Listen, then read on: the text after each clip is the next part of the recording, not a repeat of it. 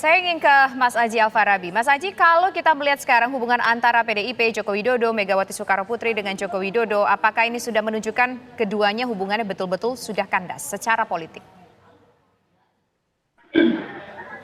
Iya, kalau secara politik sebetulnya kita bisa mengatakan bahwa hubungan antara Jokowi dan Mega sudah pisah jalan sejak 2 bulan yang lalu ya. Jadi ketika Gibran dideklarasikan sebagai cawapresnya Prabowo, saya pikir itu puncaknya ya pisah jalan antara Jokowi dengan PDIP ya. Walaupun memang secara formal soal kader atau apakah bukan kader lagi itu mungkin urusan internal dari PDIP dan Pak Jokowi. Tapi secara politik memang kita bisa membaca demikian ya ketika Gibran menjadi cawapresnya Pak Prabowo. Kemudian sebelumnya kita lihat Kaisang menjadi ketua umum PSI ya, dan itu menunjukkan menguatkan bahwa hubungan politik atau hubungan antara Pak Jokowi dengan PDIP telah berakhir sejak November 2023. Jadi saya pikir kejadian atau peristiwa tidak hadirnya Pak Jokowi dalam HUT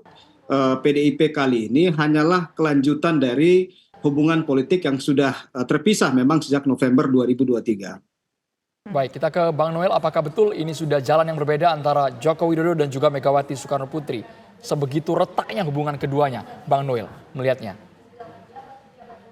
Gini, biarlah rakyat yang menilai ya, tapi secara eksplisit atau ini kan sudah terkonfirmasi dengan Mas Gibran di Pak Prabowo, Mas Kaisang di PSI. Artinya ya PDI sebetulnya ya ngerti sikap Pak Jokowi itu. Tak usah lagi keanggotaannya kadernya gimana, tanya Pak Jokowi. Tak usah nanya lagi ke Pak Jokowi, tanya aja ke PDIP. Budiman aja langsung dipecat. Kenapa nggak pecat aja Pak Jokowi dan Mas Gibran? Kalau benar-benar seandainya Pak Jokowi yang selama ini dinarasikan sebagai pengkhianat lah apa dan sebagainya, gitu loh. Mas Gibran dibilang anak ingusan, kemudian dibilang Samsul, belimbing sayur, kemudian anak ingusan. Ya sudah, saya rasa sudahlah.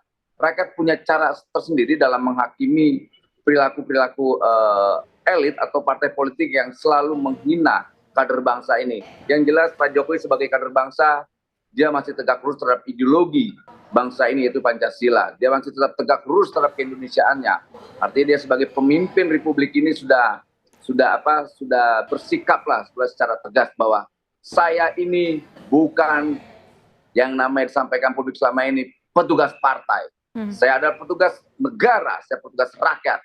Maka saya tunduk terhadap rakyat dan negara ini, bukan tunduk terhadap partai. Kira-kira begitu. Oke, baik. Nah, ini tadi ada satu statement yang cukup menarik. Kalau memang merasa sudah, katakanlah pecah kongsi, sudah berakhir di Januari, dan juga ini tersirat seperti disampaikan oleh Pak Nursyirwan, kenapa nggak dipecat aja Pak Jokowinya dari keanggotaan PDIP? Seperti itu ada statement dari Bang Noel tadi. Silakan ditanggapi Pak Nursyirwan. Itu urusan pecat memecat tentunya bukan urusannya Pak Noel ya.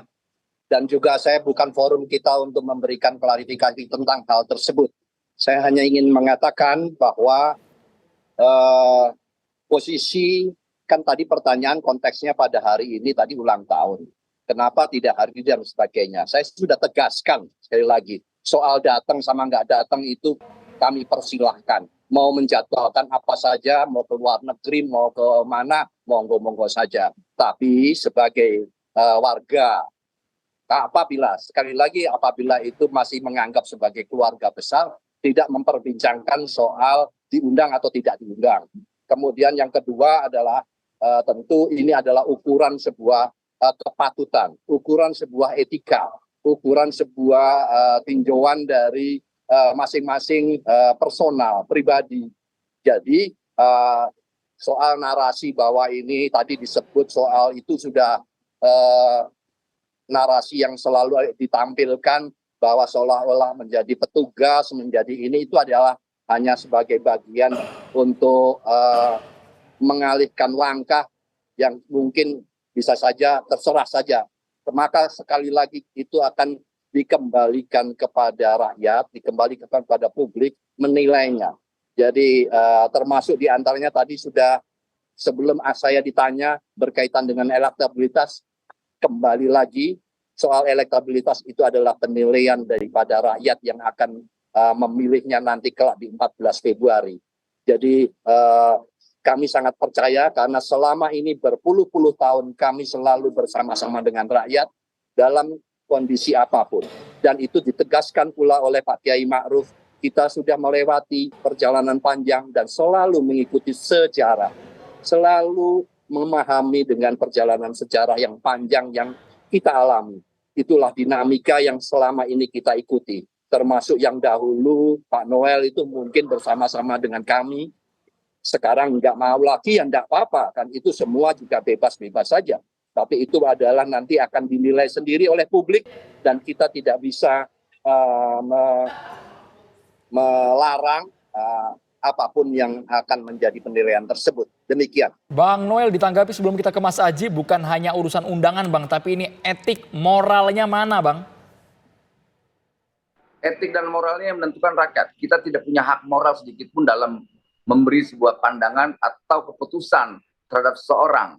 Karena kita tidak punya hak moral sedikit pun dalam mengambil sebuah keputusan penilaian seseorang.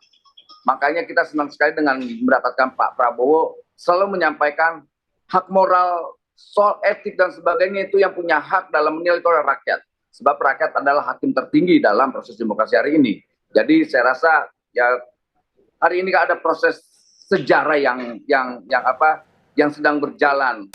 Kita akan lihat mana yang akan menjadi pilihan rakyat, mana yang bukan.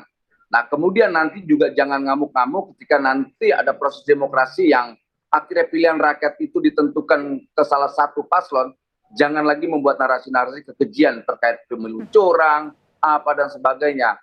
Persis apa yang tadi saya sampaikan Pak Nirwan tadi, ya kami bagian dari PDIP Perjuangan.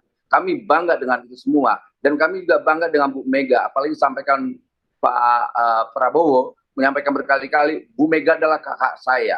Mas Ganjar adalah merah putih, Mas Anies adalah bagian yang harus tetap kita hormati. Nah, itulah narasi-narasi yang sebenarnya pemimpin, tidak narasi-narasi yang terkait mencela, merendahkan.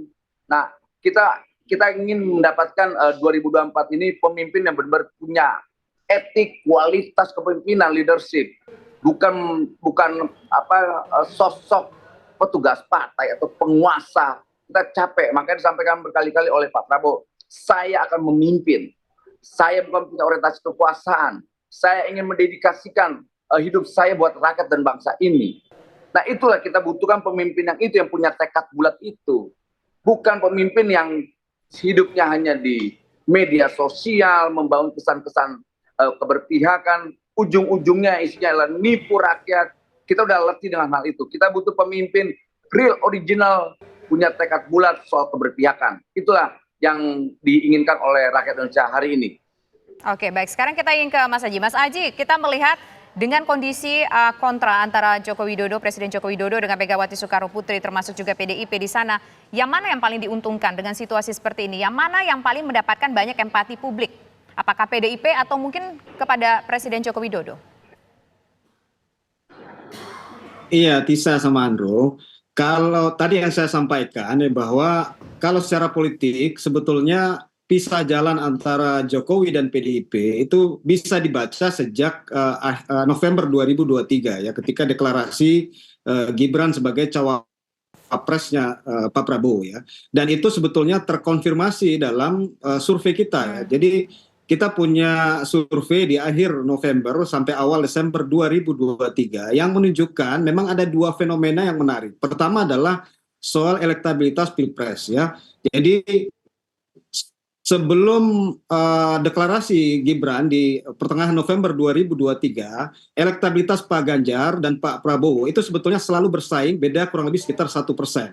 Tapi pasca deklarasi Gibran ya, yang kemudian tadi dilihat oleh publik bahwa Pak Jokowi ya secara informal atau secara psikologis mendukung pasangan Prabowo dan Gibran, kemudian akhirnya terjadi peralihan dukungan ya, ada kenaikan signifikan dari elektabilitas Pak Prabowo di akhir November 2023, begitupun diikuti dengan kenaikan elektabilitas dari Partai Gerindra ya, sehingga PDIP di awal Desember 2023 menunjukkan bahwa secara dukungan partai sudah dilampaui oleh Gerindra walaupun dalam margin of error ya. Jadi kita melihat memang ada pengaruh ya, ada pengaruh yang cukup signifikan terutama kepada PDIP, dukungan terhadap PDIP dari basis dukungan Pak Jokowi. Jadi mereka yang puas dengan kinerja Pak Jokowi, mereka yang suka, yang simpatik terhadap Pak Jokowi, ini kemudian ada sebagian yang bermigrasi dari PDIP ke partai yang lain. Jadi saya melihat bahwa hubungan yang merenggang antara Pak Jokowi dan PDIP justru memang akhirnya merusak atau menyebabkan ada penurunan dukungan dari PDIP, karena kita nggak bisa memungkiri bahwa Pak Jokowi sebetulnya merupakan salah satu mata air dukungan dari PDIP dalam 2 kali pemilu terakhir, dan ini terbukti dari dari pemilu 2019 ya. Temuan riset menunjukkan bahwa ada 61% dapil-dapil yang dimenangkan oleh Pak Jokowi, di situ pemenangnya adalah PDI Perjuangan. Jadi ini mengkonfirmasi bahwa memang ada semacam penurunan ya, dukungan dari PDIP karena migrasi dari pemilih Jokowi yang pindah ke partai yang lain. Baik, Mas Aji Alfa-Arabi, data ini akan kita dalami lagi karena yang menarik Mas Aji, di hari ulang tahun PDIP di ujung tadi, Sang Ketua Umum meneriakkan PDIP Ganjar Pranowo 1 putaran. Mungkin tidak itu terjadi. Sesaat lagi Mas Aji Alfa-Arabi hanya di Kabar Petang.